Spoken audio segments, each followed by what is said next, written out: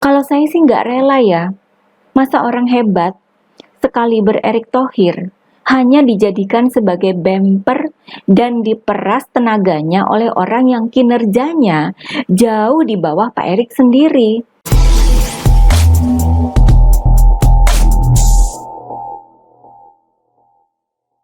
Halo guys, kembali bersama saya Nina Nur. Kita akan mengulik dunia politik dengan awas, waras, dan cerdas.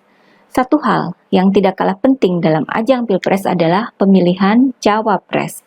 Pengalaman di Pilpres 2019 menunjukkan bahwa pemilihan cawapres yang tepat memberikan kontribusi cukup signifikan dalam kemenangan Presiden Jokowi. Pemilihan cawapres yang tepat itu sifatnya situasional ya, tergantung situasi dan kondisi pada saat itu. Waktu itu kan Pak Jokowi banyak diserang dengan fitnah PKI dan anti-Islam. Dengan begitu terstruktur, masif, dan sistematis atau TSM. Politik identitas itu sangat kental ya dan sangat berpengaruh.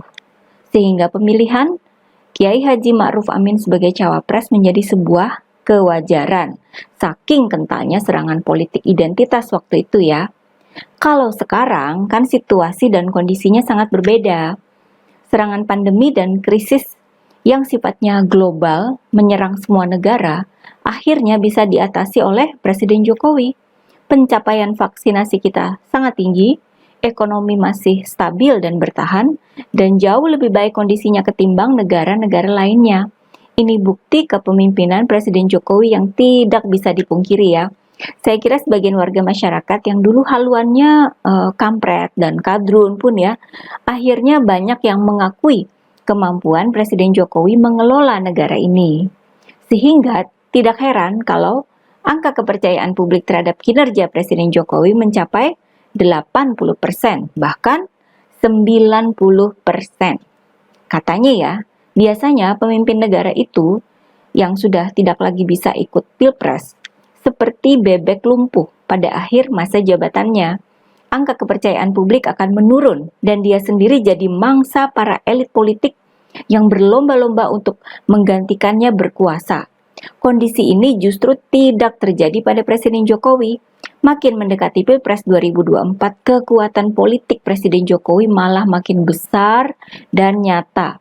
Sehingga beliau juga disebut sebagai kingmaker dalam Pilpres 2024. Perbedaan situasi dan kondisi saat ini juga bakal tercermin dalam pemilihan cawapres. Ganjar Pranowo sebagai capres PDIP tidak mendapat serangan politik identitas seperti Pak Jokowi dulu. Gimana bisa memfitnah Ganjar PKI ya? Lawang ayah beliau adalah seorang polisi. Istri Pak Ganjar, Ibu Siti Atikoh, merupakan keturunan dari ulama, tokoh NU yang terkenal di Jawa Tengah. Gimana mau melempar fitnah ijazah palsu? Sementara Pak Ganjar ini kan ketuanya organisasi alumni UGM. Beliau yang tanda tangan di kartu alumni UGM. Mau fitnah apa lagi? Politik identitas nggak mempan sama Pak Ganjar Pranowo. Oleh sebab itu pemilihan cawapres pun saya kira akan lebih ke kemampuan kinerja, ke kapabilitas tokoh itu. Sekarang ini kan tokoh yang populer dan mendapat apresiasi masyarakat adalah mereka yang berprestasi. Masyarakat sudah cerdas ya, bisa membedakan mana yang prestasinya itu hanya mengumpulkan piagam penghargaan dan mana yang punya hasil nyata. Oke, sampai di sini saya akan melihat rekam jejak dulu ya. Kali ini rekam jejak saya sendiri sebagai penulis di situs SeaWorld.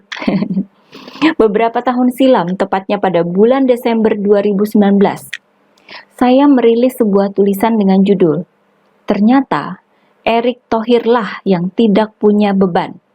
Calon Presiden 2024." Judul tulisan ini berakhir dengan tanda tanya ya, karena itu memang sebuah pertanyaan. Waktu itu kan Pak Erick baru diangkat jadi Menteri BUMN, sedangkan Pilpres 2024 kan masih sangat jauh.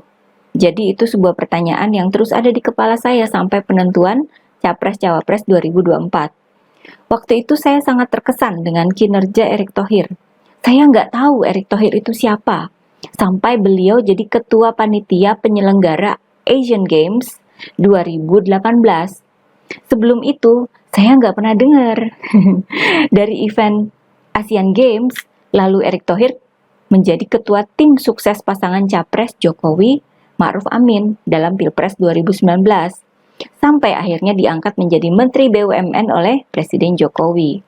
Acara Asian Games terbukti sukses dong ya. Bahkan di tangan Erick Thohir, Asian Games itu bisa hemat anggaran sampai 2,8 triliun rupiah. Sementara ada pemimpin yang suka kelebihan bayar ya. Erick Thohir ini malah bisa menghemat anggaran.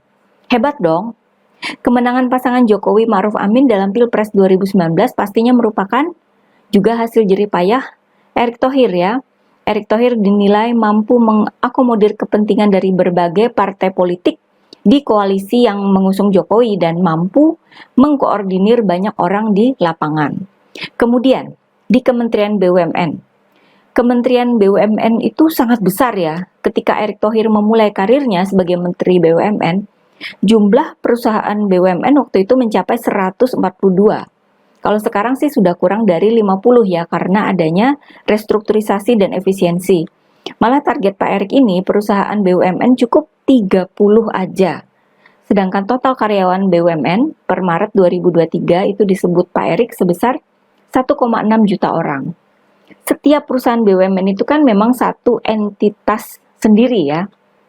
Memimpin satu perusahaan aja itu berat, apalagi puluhan perusahaan. Ditambah lagi dengan adanya pandemi, ada krisis global, ada kasus juga. Dan sampai sekarang kinerja Erick Thohir itu tidak berkurang. Buktinya, beliau termasuk menteri yang terus dipertahankan oleh Presiden Jokowi. Bahkan, sekarang Erick Thohir juga menjabat sebagai Ketua PSSI, di mana jabatan ini tidak mengurangi kapasitas dan kualitasnya sebagai Menteri BUMN. Jabatan ini pun menuai hasil nyata, seperti mendatangkan timnas Palestina dan Argentina ke Indonesia. Stadion-stadion dibenahi, PSSI juga dibenahi, dan kabarnya Erick Thohir akan mendatangkan timnas dari negara lain seperti Brasil dan Portugal. Prestasi Erick Thohir itu banyak ya. Selain pembenahan perusahaan BUMN, Erick Thohir juga berperan besar dalam mendatangkan jutaan vaksin COVID.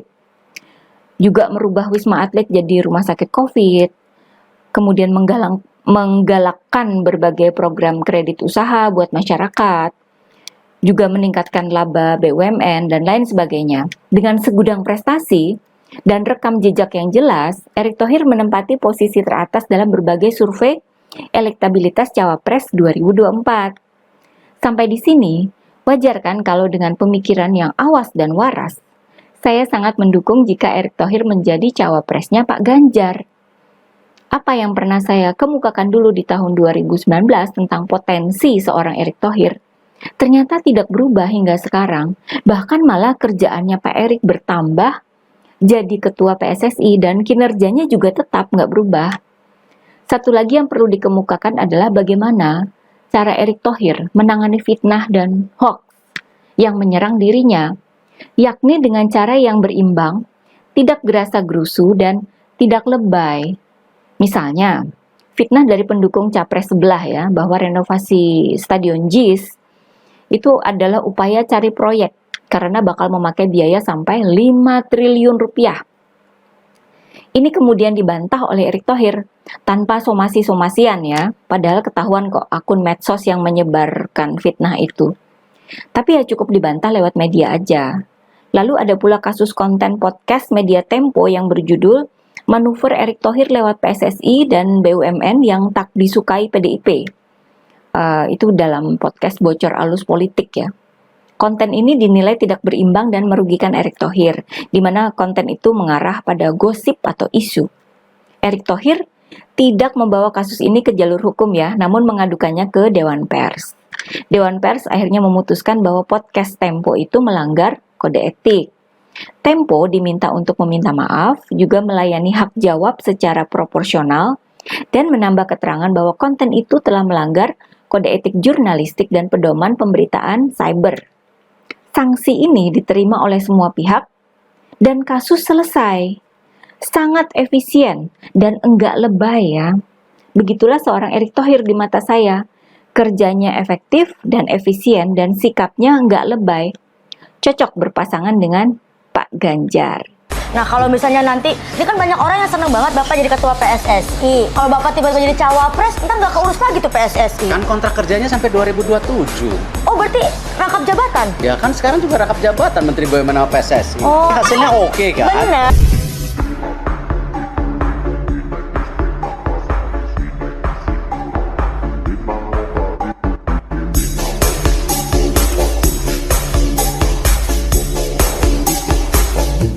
Saya yakin mereka berdua akan mampu membawa bangsa dan negara ini lebih dekat lagi ke target visi Indonesia Emas 2045. Akan sangat disayangkan ya jika Erick Thohir ini sampai digaet oleh capres lain. Walaupun saya nggak yakin ya apakah Pak Erick mau jadi wakil capres lain. Kalau berpasangan dengan Pak Ganjar, mereka berdua itu sama-sama bekerja dengan keras. Karena Ganjar Pranowo itu memang terbiasa kerja keras buat rakyat. Terbiasa turun ke lapangan, selalu ceria dan dekat dengan rakyat. Beda dengan capres sebelah. Kalau sama mereka, Pak Erick bakal jadi super capek hati. Capek tenaga dan capek hati. Serius ini Pak Erick. Karena Pak Erick akan dimanfaatkan tenaganya habis-habisan. Sementara si capres ini kan gak jelas apa bisa dan terbiasa bekerja sekeras Erick Thohir. Kalau saya sih nggak rela ya. Masa orang hebat sekaliber Erick Thohir hanya dijadikan sebagai bemper dan diperas tenaganya oleh orang yang kinerjanya jauh di bawah Pak Erick sendiri. Nggak rela saya dan nggak fair dong rasanya. Yang paling pas itu ya sama Pak Ganjar. Setuju guys? Begitulah pasangan Ganjar Erick untuk 2024. Oke guys, jangan lupa like dan subscribe channel Siwot TV ya. Kura-kura memang juara.